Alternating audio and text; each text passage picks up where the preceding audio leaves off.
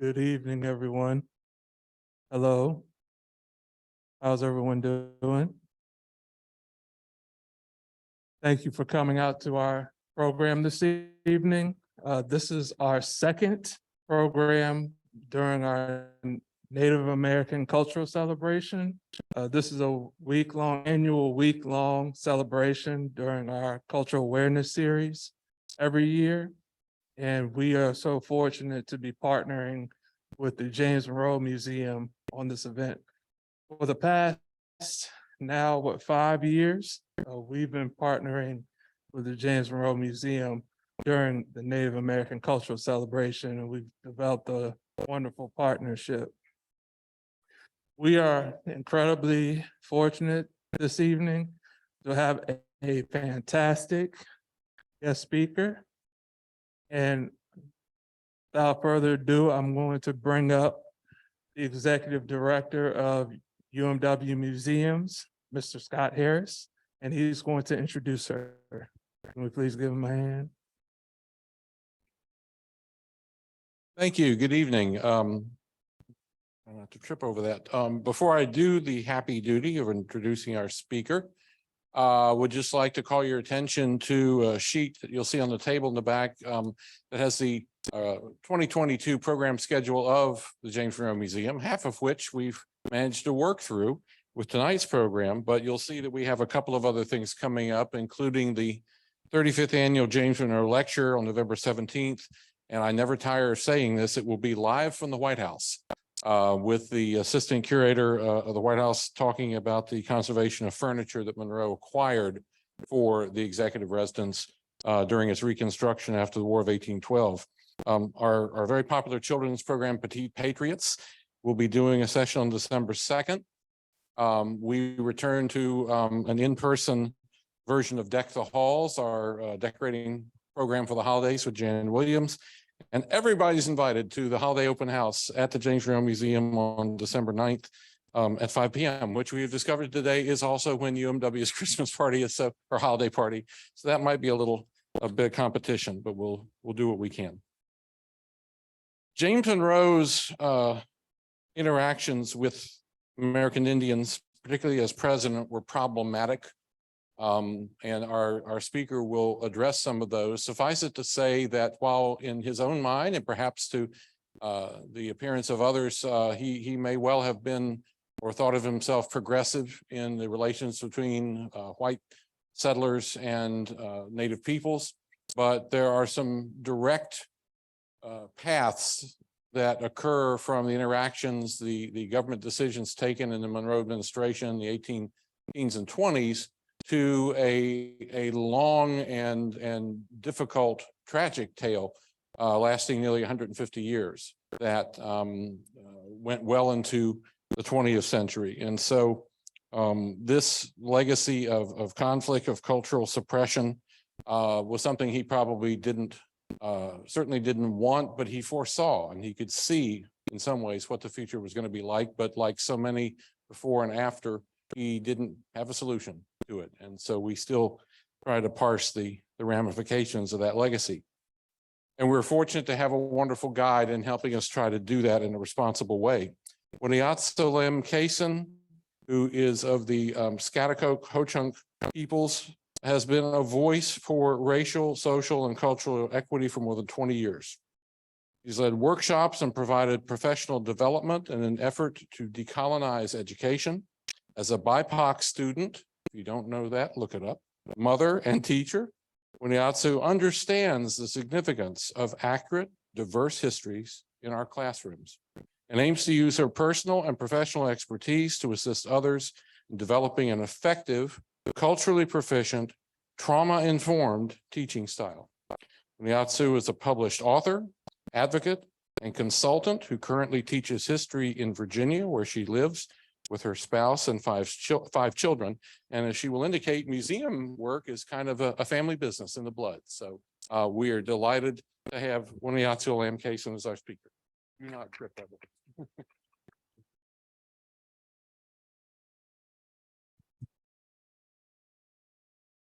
Thank you. Before I begin, I would like to start with a land acknowledgement. I respectfully acknowledge that we are on the ancestral and unceded homelands of the Manahoac and Petawomack people.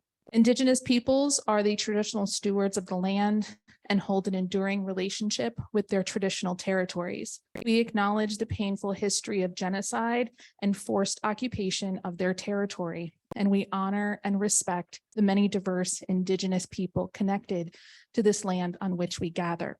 Indigenous people throughout North America call the continent Turtle Island as it relates to our creation stories. You can see that shape reflected in the images below the map. The QR code can be scanned with your phone or your device, and it will bring you to a website called native-land.ca. This site is maintained by First Nations people in Canada and will show you the Indigenous people of almost any location, well, definitely throughout North and South America, but they have also included Australia, the Pacific Islands, parts of Africa. So it's a really great tool to save for later. Glasses on. We'll all bear with me. I had thought I left them in my classroom, but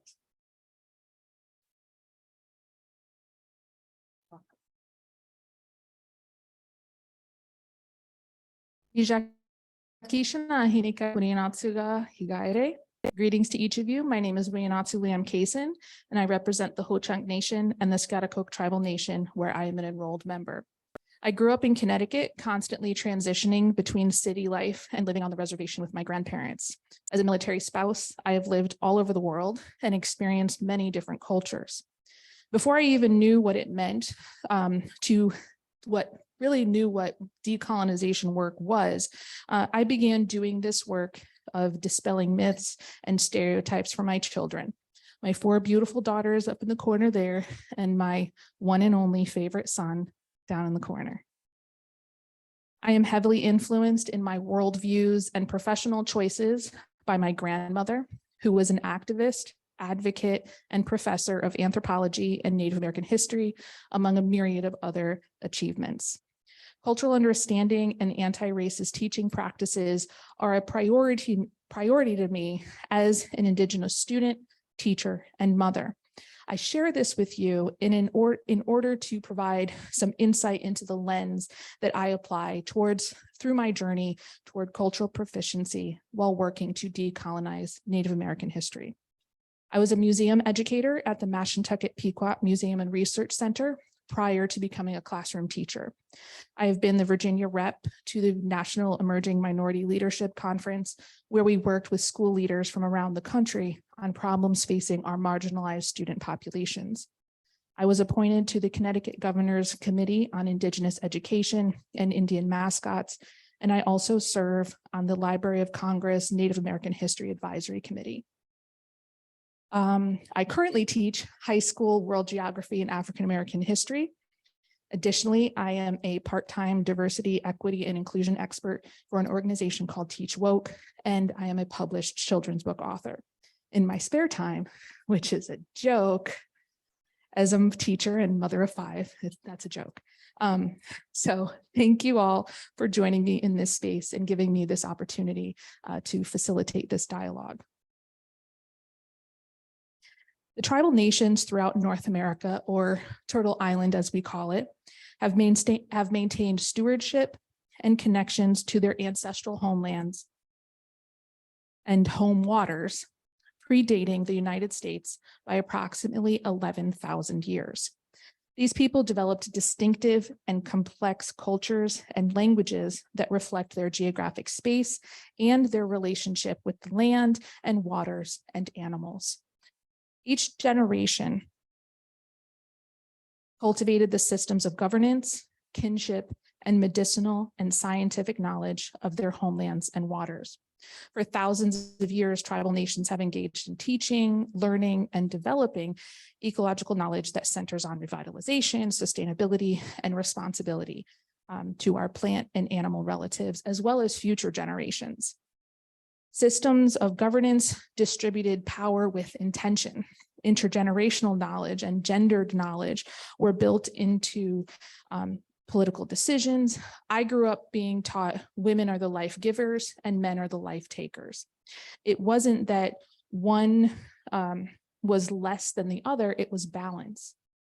The way our governance systems took shape, communality and relationality took priority over time. Time was a construct. Time as a construct just wasn't a thing. It was respect and accountability that were the central goals of how people made decisions. My grandmother, who was notorious for being late for everything, would say things like, we'll get there when we're meant to get there. We're exactly where we're supposed to be. Or the event will start when it starts and it will end when it ends. You should see how long it takes a Native grandma to leave a community event. People and relationships, the community as a whole, were paramount. This is a significant difference between communal and individualistic cultures. Now, granted, was this a perfect oasis in the world? No. Humans are imperfect and we are susceptible to things like greed, selfishness, pride, and with that came occasional conflict. However, as a whole, the ideologies, knowledge systems, and then as a result, these nations grew in a way that prioritized living in a good way as a society. Yes, conflicts would arise between individuals, between communities, between tribes. However, the social expectations and governance mechanisms that were in place centered on finding peace and, for the most part, restoring relationships over punishment. These values sustained indigenous societies for a millennia. When the colonizers came, indigenous worlds throughout this continent starting right here on the East Coast, were attacked and dismantled through various acts of violence. Too many to go into right now. One of the most ubiquitous of these acts that continue today is the fixation on one national narrative of the United States and the intentional erasure of indigenous narratives and our understandings of history. Through this dominance of the one narrative, there was erasure of indigenous narratives and eradicating our versions of history. The meaning behind decolonizing history is allowing the people to have sovereignty over their story, to have their voices heard, to have perspectives, knowledge systems, and traditions respected, and not have one dominant narrative pushed through, silencing us in the act. And for Native peoples across Turtle Island, history is not neatly contained within any one singular thing or format, not a book or an artifact or even a museum. History is contained within us as Indigenous people. It is within our homelands and our home waters, in our traditions, our customs, our knowledge systems, our artwork, our stories, and our languages. From the time of contact, Indigenous people of North America have been impacted by government decisions, legislation, policymaking that concerned us, but didn't necessarily involve us. From Manifest Destiny and the Doctrine of Discovery to the United States Constitution and the merciless Indian savages. The Indian Removal Act of 1830, the Indian Appropriations Act of 1851 that started the reservation system, the Indian Citizenship Act of 1924 that, after much debate and struggle, granted citizenship rights to Indigenous people. The Indian Arts and Crafts Act of 1935, the Indian Arts and Crafts Act of 1990, the Indian Arts and Crafts Enforcement Act of 2000, NAGPRA, ICWA, and the list goes on and on. Those are my Indian children up there. Presidents from Washington to Biden have made decisions that have or will leave lasting impacts on Indigenous people. For the purpose of this talk, I'm going to focus on President James Monroe. James Monroe is the 5th president of the United States, a local Virginian who practiced law here in Fredericksburg. Monroe is considered the last of the founding father presidents. He was a two-term president who served from 1817 to 1825. James Monroe's presidency ushered in what came to be known as the era of good feelings due to the high morale and economic prosperity after the War of 1812. Now that foreign powers had been dealt with, the United States could focus inward. Through a lens of nationalism, they could finally deal with domestic issues such as the Indian problem. During his two terms, Monroe oversaw 40 treaties with Indian nations, 23 of which involved land acquisition and the formation of a department known today as the Bureau of Indian Affairs. In 1818, a year or so after the first Seminole skirmish, let's say, President Monroe ordered then Major General Andrew Jackson, and we won't get into his relationship with Indians tonight. He ordered Major General Andrew Jackson to lead approximately 3,000 troops into Florida to crush the Seminoles. Now, the Seminoles were a tribe who were essentially a result of resistance. They were primarily refugees from other distinctive indigenous communities and enslaved Africans that had escaped slavery in the United States. After the Seminoles defeated the first attempt in 1817 to recover slave owner property when the U.S. illegally entered Spanish Florida, Jackson was ordered to try again and to capture anyone who had taken refuge with the Seminole.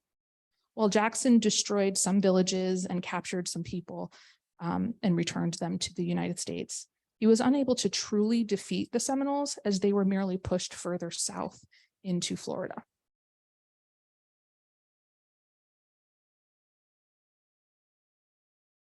In 1824, Monroe's administration established the Office of Indian Affairs.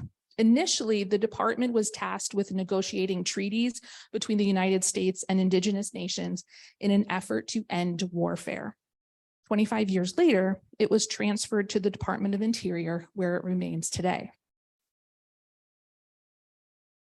In an address to Congress in 1825, President Monroe describes the removal of Indians to lands west of the Mississippi River as a predestined solution to a number of problems. 1, the U.S. needed to protect its southeastern border. 2, settlers were land hungry. 3, the goal of protecting Indians from white encroachment. And 4, they wanted to civilize the natives, but being over there allowed them to do it at their own time, their own pace, as we know Indians like to do. Monroe pushed for the voluntary removal of the Cherokee from Georgia, promising them land in Arkansas if they cooperated. He also pushed for the Seneca of the Haudenosaunee Confederacy to give up their multiple reservations and consolidate onto just one, which would free up land for the Erie Canal. He was met with resistance and harsh criticism from Seneca leader Schaghticoke, more commonly known as Red Jacket, who questioned why the United States changes leaders so often and why the promises of one president did not carry over to the next as it did within the Haudenosaunee Confederacy. These are just a few of the land acquisitions that Monroe's administration oversaw. The big one that I want to discuss is the Indian Civilization Act of 1819. Monroe believed that the best option for dealing with the indigenous people was amalgamation or assimilation. He viewed the indigenous ways of life as inferior and believed that by civilizing them, it would be in their best interest and would also loosen up their hold on land and be politically, economically, and socially beneficial for the United States. So through this act, Congress approved the $10,000 annual budget for the education of Indian children. In an effort to avoid the further decline and final extinction of the Indian people, they would employ capable persons of good moral character to teach the children. This led to the formation of 52 schools over the next 11 years. The funding paid missionaries and church leaders to partner with the federal government and established schools in Indian territories to replace tribal practices with Christian practices. There would eventually be 367 schools across the United States. This resulted in the establishment of residential Indian boarding schools across the United States that brought mental and emotional suffering, physical illness, and the immediate decline of indigenous culture and languages, as well as unspeakable crimes against young children and the early death to many Native American children due to this abuse. The philosophy was to kill the Indian and save the man, according to General Richard Henry Pratt. This slogan caught on.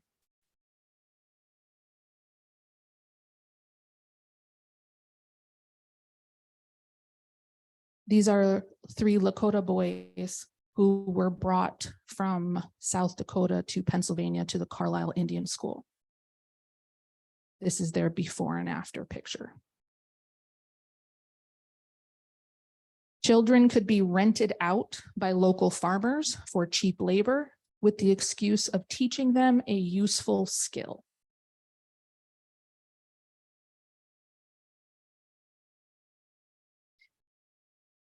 Here in Virginia, the Hampton Agricultural and Industrial School in 1878, General Pratt brought a group of indigenous warriors who had been held as prisoners of war to the school in Hampton for a residential experiment in the education of indigenous people. Prior to arriving at the Hampton Agricultural and Industrial School, the warriors had already been imprisoned for 3 years, during which time they were forced to shave their hair, dress in military uniforms, participate in Christian worship services, and adopt an English name. They would also ship Alaska Natives and Native Hawaiian children to the Hampton School. The school served as a boarding school for indigenous children until 1923.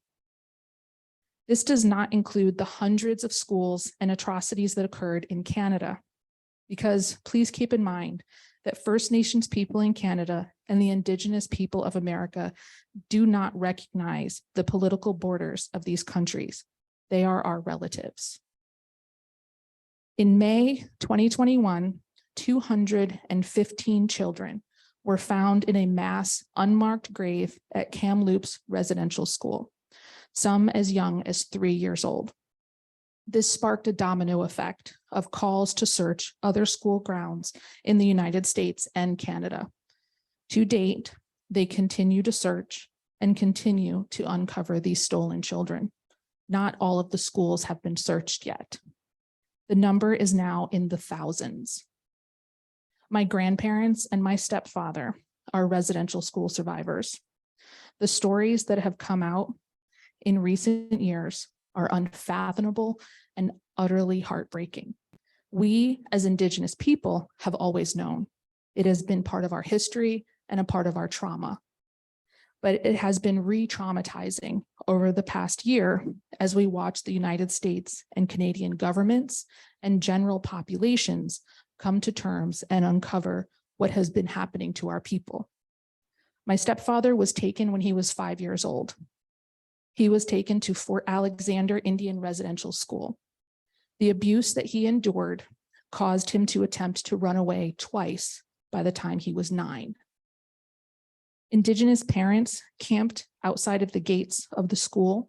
You can see teepees outside of this school here for just an opportunity for a glimpse of their child. It was illegal for them to take their child from the school. There are stories of parents being arrested, thrown in jail because they came to collect their child after learning of the abuse. I know of one woman, a relative, who was terrified when her children started public school in recent years. She followed the school bus and cried, waiting for the bus to come back and bring them back because she wasn't allowed to return. And that trauma of seeing her children being taken away to public school, even today, is still re-traumatizing for our people.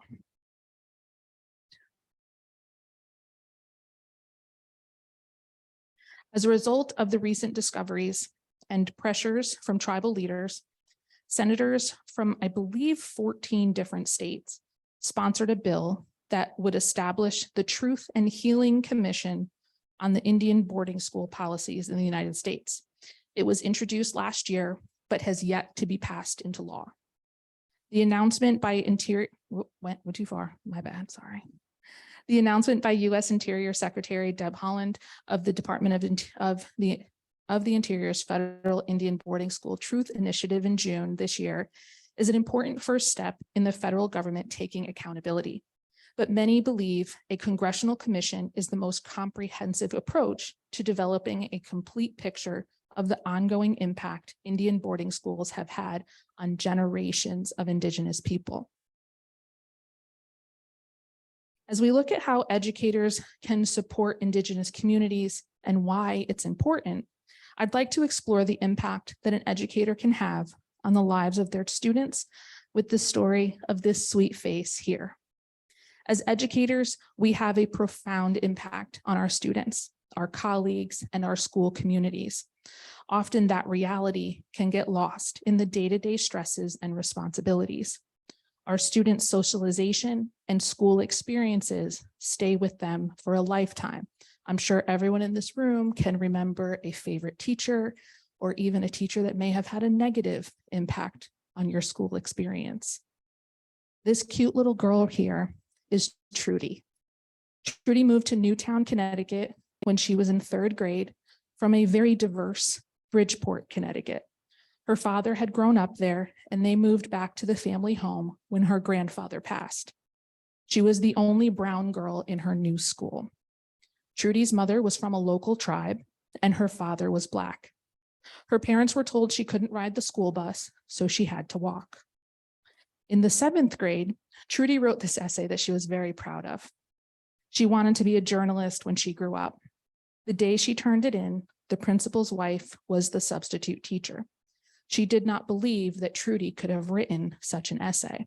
And so she told Trudy that she would have to stay after school and rewrite the essay to prove that it was her work. When Trudy did so, the principal's wife told her that it wasn't that good after all, and that she might want to reconsider her goal of becoming a journalist and to consider joining the Future Homemakers of America Club. In her senior year of high school, which is that center photo there, that's her senior photo, the class advisor decided that the top 8 in the class would give speeches at graduation on the contributions of different ethnicities to America. When Trudy was named to the top 8 of her class, she was so excited to be able to share about the contributions of Native Americans, and she ran up to choose from the pre-selected list of ethnicities. But she was immediately deflated when Native Americans were not on the list. When she inquired, the class advisor said, "Oh dear, Indians haven't made any contributions to America." So Trudy chose African Americans. However, when she went to the library, there was not a single book on the contributions of African Americans. Shortly after graduation, Trudy moved to New York City to attend college. She earned her bachelor's in journalism and achieved her dream of working in the newspaper industry. She went on to become a New York City's teacher, an anthropologist, political activist, college professor, author. She was the first woman elected chair of our tribe. She stood along leaders such as Maya Angelou, Russell Means, Wilma Mankiller, and Deb Haaland. Right before this photo in the corner was taken, Senator Haaland, this is prior to her being confirmed as Secretary of Interior, had walked over to Trudy and shake her hand and said, "Thank you for all you've done for Indian women and Indian country. I stand on your shoulders." Yet still, until the day she passed, the hurt from her public school years made her question her worth and the value of her contributions. She had horrible imposter syndrome and was excessively hard on her writings. Decades after graduating from Newtown High School, Trudy still referenced her experiences there. She had never had a teacher who told her they believed in her. There's just some cool pictures of her when she was elected chair. And this is a picture of her in 1973 at Wounded Knee. She was there for 40 of the 71 days of the armed conflict. She's also my grandma.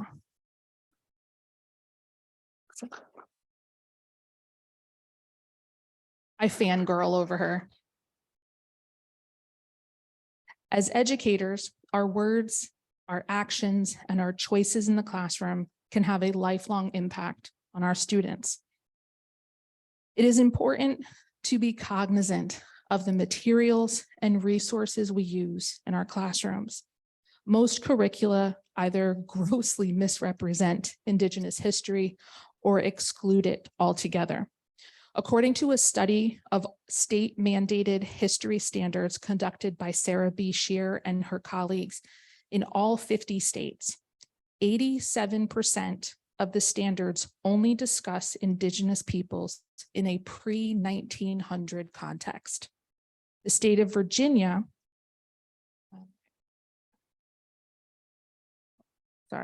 make sure I'm on the right slide.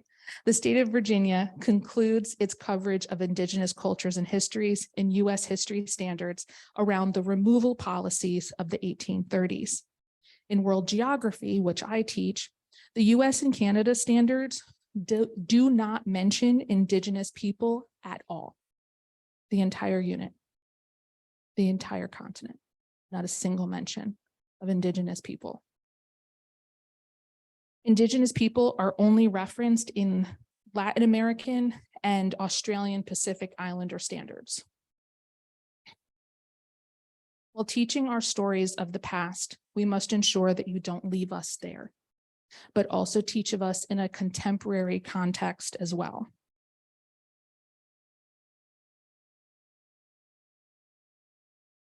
Again, I fangirl over my grandma. I just think she's really cool.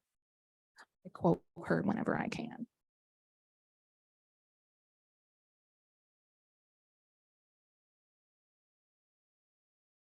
When my oldest daughter was in kindergarten, her teacher, and she'll be 25 in March, so it's been a while. Her teacher planned to hold a Thanksgiving celebration with pilgrims and Indians. So that was fun. I spoke up and realized that I would need to be more proactive moving forward. Each year when I introduce myself to my children's teachers, and there's a lot of them, I offer myself as a resource and a list of do's and don'ts when teaching about Indigenous people. Because it's so important to see these faces. And while they are, yes, they are Indigenous, they are Indian, they're also athletes, they are doctors, they are lawyers, they like to play video games, they like to play basketball, they like to ride bikes. But they also are proud of their heritage and where they come from. That cute little face in the middle is my middle daughter. She's in college now, so.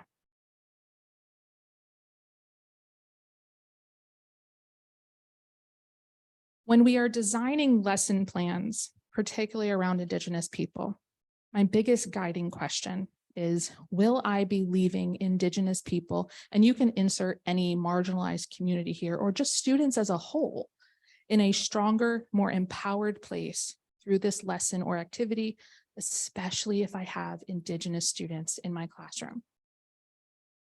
And sometimes you don't know, which is why I'm the obnoxious parent and say, hey, guess what? You have an Indigenous student in your classroom.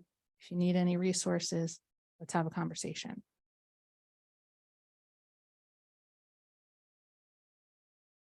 So what can we do? Some list of strategies. Learn who's on your land. Again, that great resource that I gave at the beginning, native-land.ca. Listen to Indigenous voices, center Indigenous voices, follow Indigenous creators there's tons on different apps, on Instagram, on Twitter. There's a lot of resources out there. Learn accurate histories.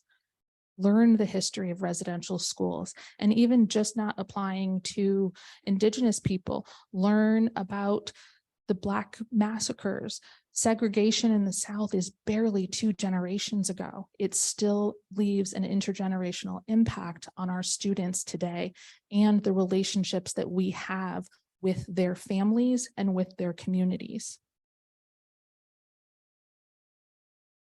Celebrate indigenous people, authors, athletes, actors, and astronauts. There's so many indigenous people out there, and it's important to bring them into the classroom to show that contemporary version, other than the museumized, romanticized, sometimes fetishized, dehumanized version of our history and who we are as a caricature. Support indigenous businesses when appropriate. That goes back to all those 5,700 Indian art and craft acts that I mentioned at the beginning. Show positive and modern representations, and normalize incorporating indigenous voices into the narrative. It doesn't have to be just one side of the story. If you look at who's not in the room, who's not a part of the conversation, and make an effort to incorporate the various diverse voices, looking at bringing it in and saying, okay, by bringing in this perspective and bringing in this perspective, my classroom experience has now been that much more richer, has been so much more richer. That was not good English. I've been teaching all day, I apologize. Okay. Pinagigi, thank you. This is my contact information, or you can follow me on Instagram. That's a shameless plug. And I look at that right on time. That's where that teacher pacing comes into play. So now we have time for questions.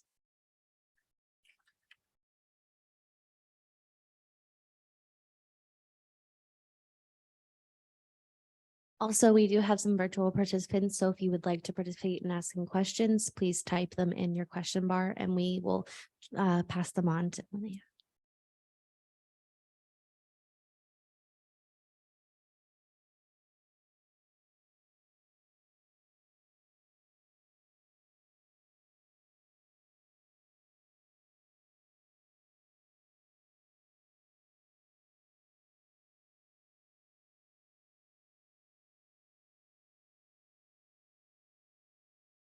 Yes, so the state of Virginia has, and I may get this wrong, it's the Virginia Indian Education Consortium, I believe, and it's a representation of all of the tribes within the state. I believe each tribe has a representative on that committee, and they do work with the VDOE. Now, I will tell you that history standards in Virginia are currently under review.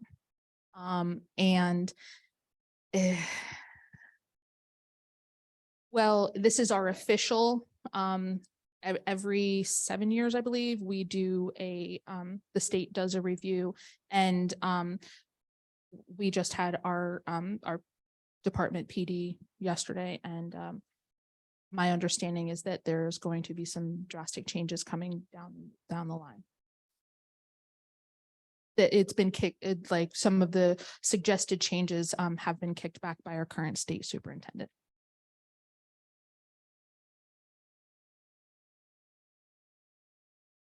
Yes. Is it Delaney? Okay.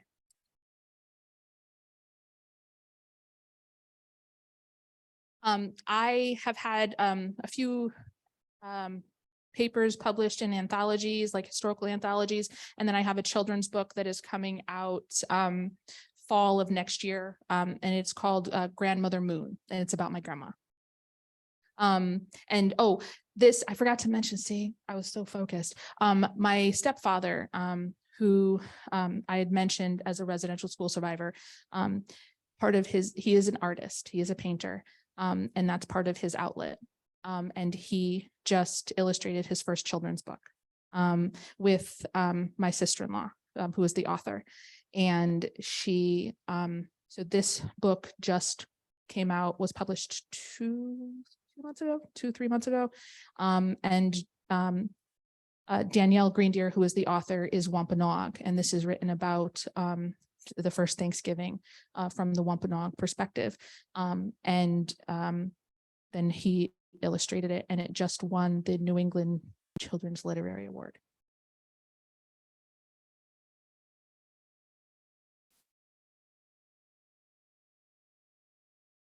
I got microphones. Oh, okay. It's the dead bodies that were found of the Native American children. I've been seeing that those problems weren't just about Native American, that it's systematic with them, that the nuns are even severing limbs. And so, I mean, they should keep digging. I know there's a lot more there. Yeah, and there's also, we know that there are children that we will not find because of the accounts of children being incinerated in the burners in the basement of the schools. Rather than being buried, that they would incinerate the children instead.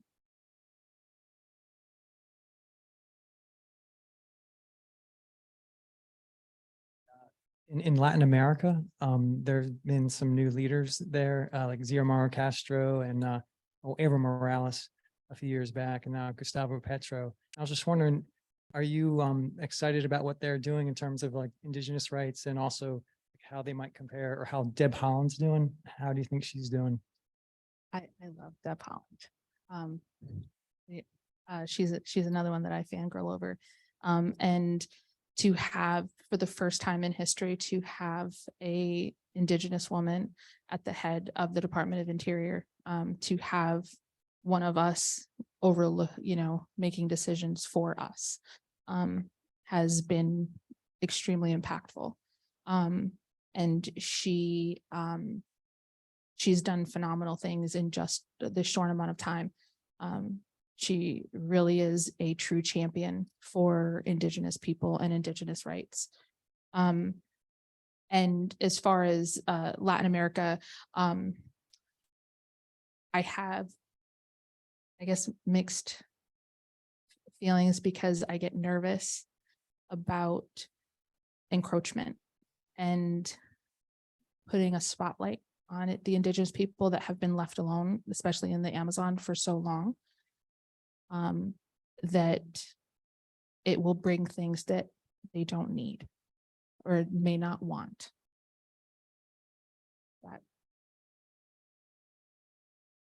So can you go into a little bit more of your opinion on how Native American history and culture has typically been portrayed in the museum sphere, specifically in how Native American culture and history has been grouped in with natural history and the implications of that? It leans into that erasure and that dehumanization, right? And that museum, I'm going to make up a word, the museumification. That's a good one, right? I'm going to coin it right now. And it leans into that because by showing us solely in that romanticized, oh, we're one with the earth, and they are, there's those two sides of the coin of either you're this stoic, Indian, or you're a savage, and those are the two sides to it. And that's what portrayal in museums like that, when they're not showing the contemporary side. My grandmother was the director of education at the Institute for American Indian Studies. And when I was a teenager, I hated it, right? But looking back now, I realize, as an educator, I realized the significance of what she did. And what they did at the Institute is, yes, they had like a living museum. They had wigwams and longhouses for people to explore, and they had archives and artifacts and all of that. But they had a contemporary exhibit where she took a picture. They had a photographer come and take a picture of me and put it in with my name. And I was 11 and I was wearing a New Kids on the Block sweatshirt. And I really wish someone had advised me otherwise, because when I was in high school, My high school took a field trip to that museum, and part of the scavenger hunt was find the Native American girl with the New Kids on the Block sweatshirt. And I never lived it down. So back then I hated it. Today, I see, how progressive that was, that they had that exhibit there showing indigenous people. I mean, even just showing a Native girl in a New Kids on the Block sweatshirt and not in regalia, was progressive. I was just bitter as a teenager, as most teenagers are. Hi, Lindsay. I had a quick question. Do you sometimes feel that museums and other historical institutions or, education departments sometimes overcomplicate applying DEIA and inclusion stories to the narrative? Often we see museums who, put in their mission statement, but don't go beyond that. And sometimes That's just checking the box. yeah. Is what it is. And they checking the box and saying it's performative, and saying, oh, look at what we did, but then not actually like doing the work or implementing or supporting the communities of which their mission statement says they do, like at a grassroots level, or, whatever it is, that finding what the communities themselves need, not just benefiting off of the perceived relationship.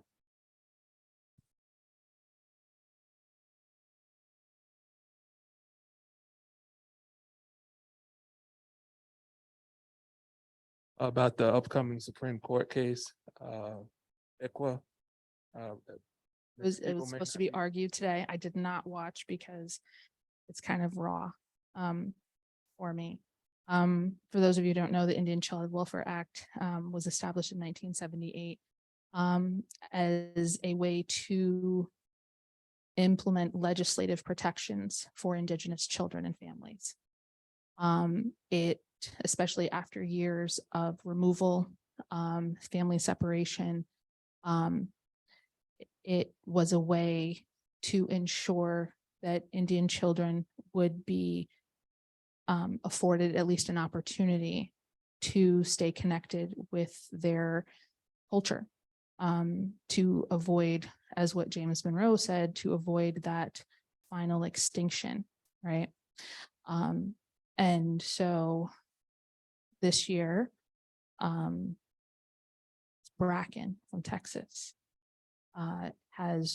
is suing and has brought forth their Secretary of Interior Holland was due to argue today in front of the Supreme Court, and most likely ICWA will be overturned.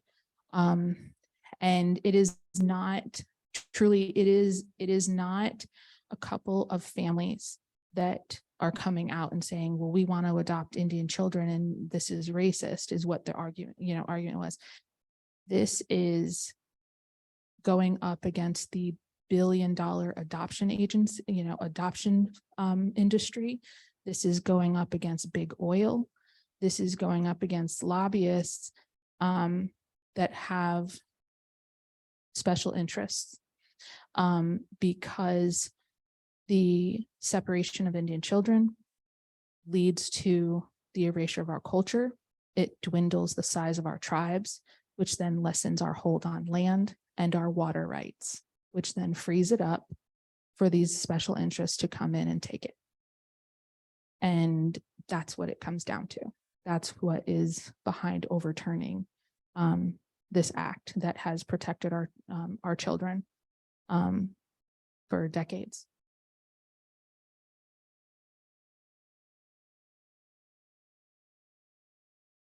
Any other questions? Thank you. Thank you for your presentation. I'm a teacher of Spanish here, and I'm a linguist by training. So my question is about language. So of the many losses of the shameful history of Native Americans, one of them is language. And so I was wondering how much of an effort is there to preserve, maintain, or revitalize indigenous languages? And I understand it might not be priority number one, but I'm just curious about it. For many tribes, it is priority number one. And it varies by tribe. And that's one of the things is because there are well over 500 tribes in North America, or in the United States, that doesn't even include Canada. Each tribe is different and their priorities are different and what they're up against is different. But there are tons of language revitalization programs. There's grants that, there's a lot of, I know Sarah had mentioned her tribe posted their, like with COVID, and I noticed a lot of tribes, like my dad's tribe, the Ho-Chunk Nation, also they're posting the virtual classes, like language classes. The Ho-Chunk Nation has an app, a language app teaching it.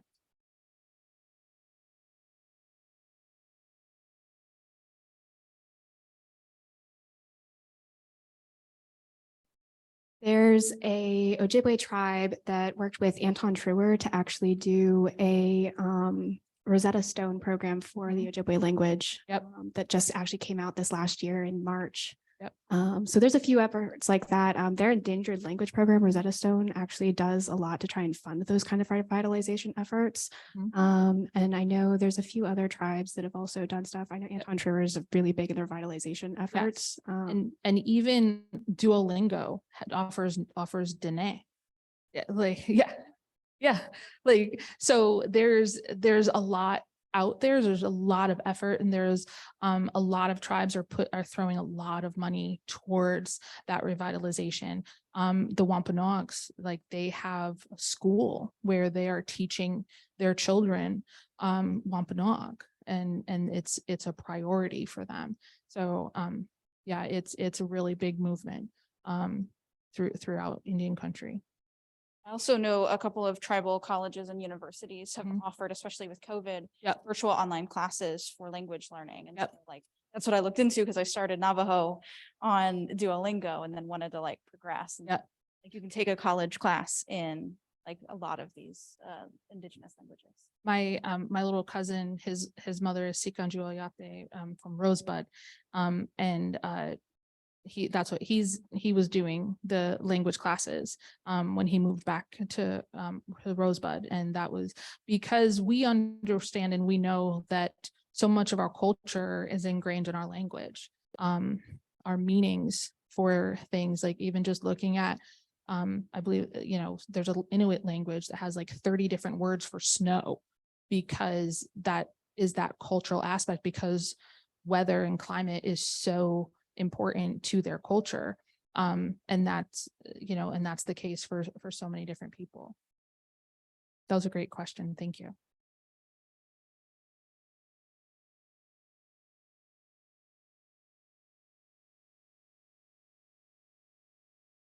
So circling back to the erosion and erasure of indigenous culture among indigenous children who are separated from their culture, how would you suggest their descendants go about trying to reconnect with that, even if there's like, they don't look the part or they don't have any familial traditions remaining?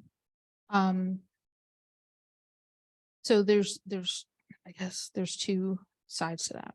One, do you know what tribe you're from? And two, do you not? Right. So if you don't know what tribe you're from, that's where you start. If you do, contact the tribe. That is your number one step. You reach out to them and you say, this is who my ancestor is. This is how I know that I'm connected to you. And there are tons of resources that the tribe can offer. And, again, that's one of those things that varies by tribe.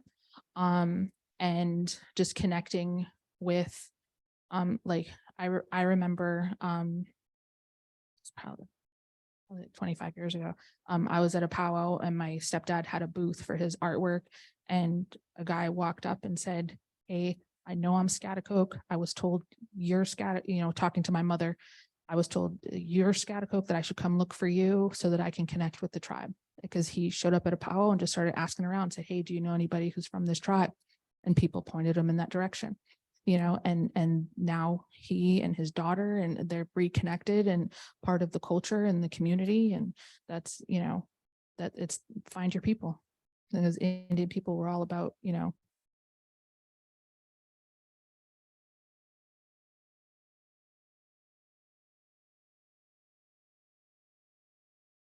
This may be a question that requires more time to really answer than maybe we have, but in the 50s and 60s, actors like Rock Hudson and Anthony Quinn were portraying Indians in movies, and then many other examples. Dances with Wolves comes along, sets a certain standard for actually including indigenous actors in the roles for which they were supposed to be portraying. And now we have Reservation Dogs as one of the most recent examples. How do you feel popular culture, popular media are doing? Because you had Pocahontas up there too from Disney. And I know that Shirley Little Dove McGowan was an advisor with that, and yet had some issues with how they took the representation. So how's the continuum of how media culture has sort of caught up or not caught up with responsible trails of indigenous people? There have been, like with Reservation Dogs, have been some great, huge strides forward. But there's still people that are holding on to that past of, even as you just look at Coachella, right? And how, people think that, or certain sports teams that think that it's okay. Well, yeah, some, yeah, and that's what, so there's, I'm not referring to like the Commanders, have made huge change, and, but like the Chiefs, the Braves, there's still, and then, there's still people that just don't want to change. Change is hard. But as far as Hollywood, I think as a whole, even representation of ethnicity across the board has improved. Especially even like, look how far we've come from like Greek tragedy where only men could be on the stage, and it, we've, as people, I think Hollywood is doing a much better job. There's a lot, Indian people are much more vocal about representation. So I think social media has made a huge impact on that, because if there is a wrong, it's out there, and people jump on it. I don't know if you've been on TikTok, but people are crazy on that thing. There's a, native TikTok is very opinionated.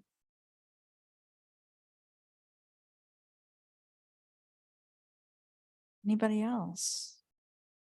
A virtual question. Someone was curious to know how the language and academics impacts the erasure that you were talking about earlier. You used more terms like pre-contact and pre-colonization. How do you see the impact of that is the question.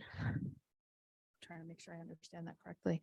So how, like terminology, like language, language usage. Okay. With academics I specifically. thought like it was another like indigenous languages. So, okay. So yeah. So academic terminology, academic archaeology terminology, the impact of that. I think it,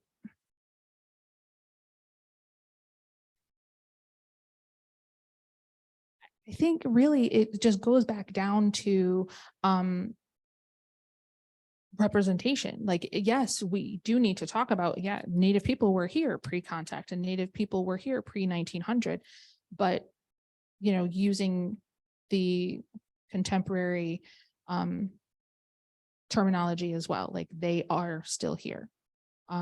Or the Potawatomi people are of this, live here, that they lived here. So just like that shift of tense, I guess, is significant, and can make a difference in just using tense. Because we don't want to say, oh, we don't want to talk about Native past because we don't want to leave them there, but you show that continuation and you bridge the past and the present, and to show that continuity of existence. And then also like incorporating indigenous learning styles into the classroom, because most indigenous knowledge systems involve contextualized or experiential learning, and like through oral histories and storytelling and hands-on activities. And you know, like my grandfather, you know, my grandmother was our traditional keeper of stories. Like she was our tribal historian. And that's how I learned, you know, my histories and my stories. But my grandfather, he, you know, that's how I learned how to make a dugout canoe. Like I could make a dugout canoe right now, because my grandfather taught me how. Like he was making one for a museum exhibit and was like, come on, help, this is how you do it. This is how you know, and talking me through, and traditionally, this is how, you know, you put this here, and, you know, this is how you burn the fire, and you don't want to axe this way. Oh, don't go too far to the edge, because then you're going to have a hole and we got to cut down another tree, and that's going to make me mad. You know, so, and to this day, you know, in my 40s, I am still an auditory and tactile learner, because my nurture culture, you know, that 0 to 5, you know, is how I was taught, my brain, you know, my brain was taught to process and take in information, you know. And so by acknowledging that you have, you know, children from different cultures who may have been taught in a different way, rather than just sitting in a desk and listening, you know, as I stand here and make all of you sit in a chair and listen, you know, it is not in the best interest or the best way that these children are going to learn.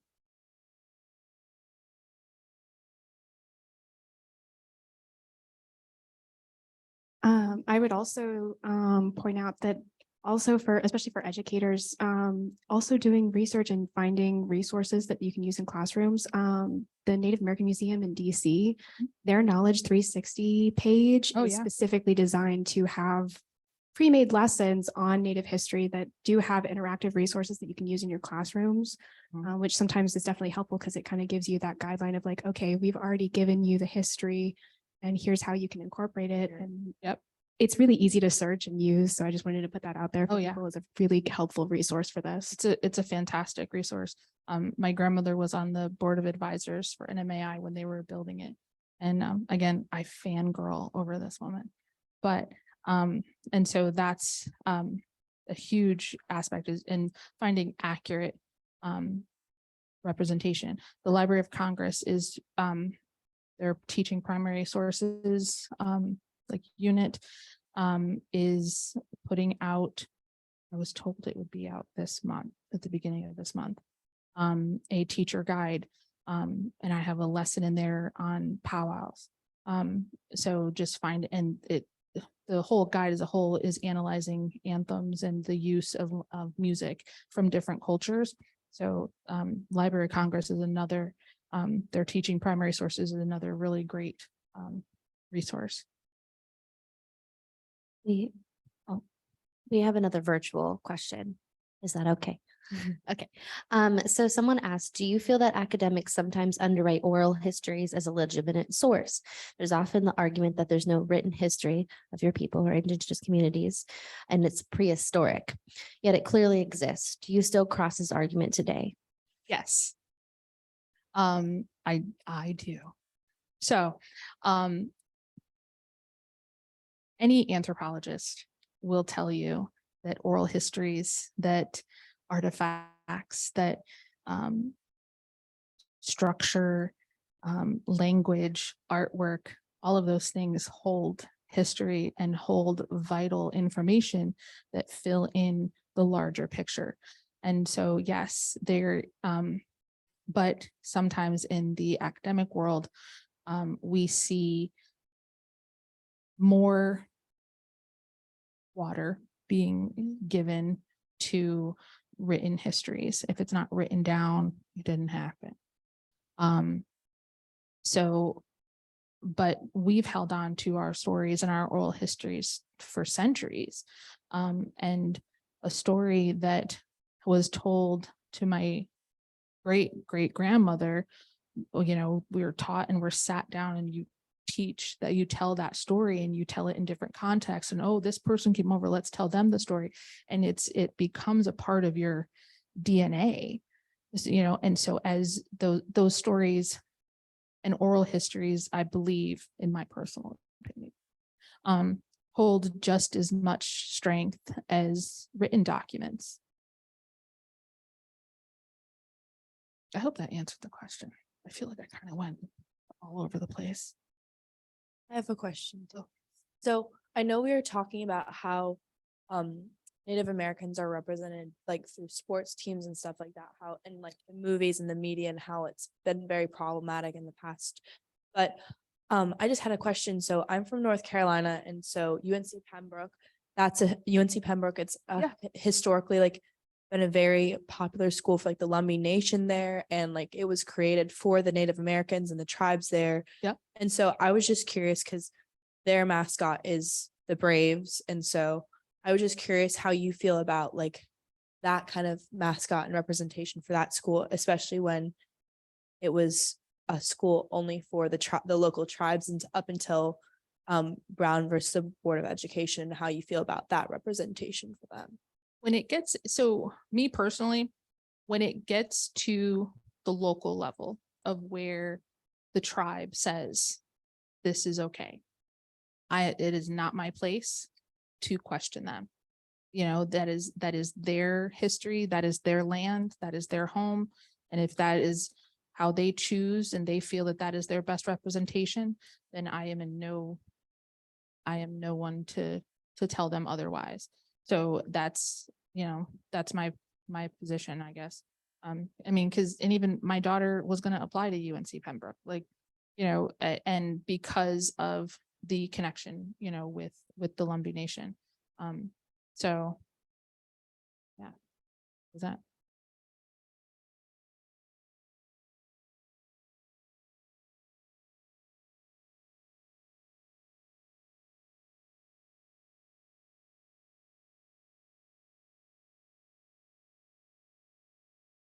Today as a resource, as a previous student, they are a great resource to have.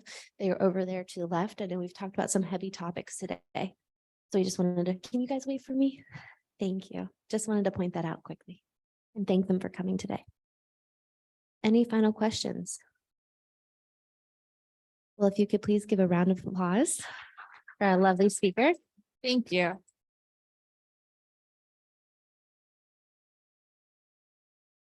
Thank you all for joining us tonight, and we'll be here for a little bit longer to answer any final questions. And please take some refreshments home. College students, I know y'all are hungry, so take it with you, please, and have a great night.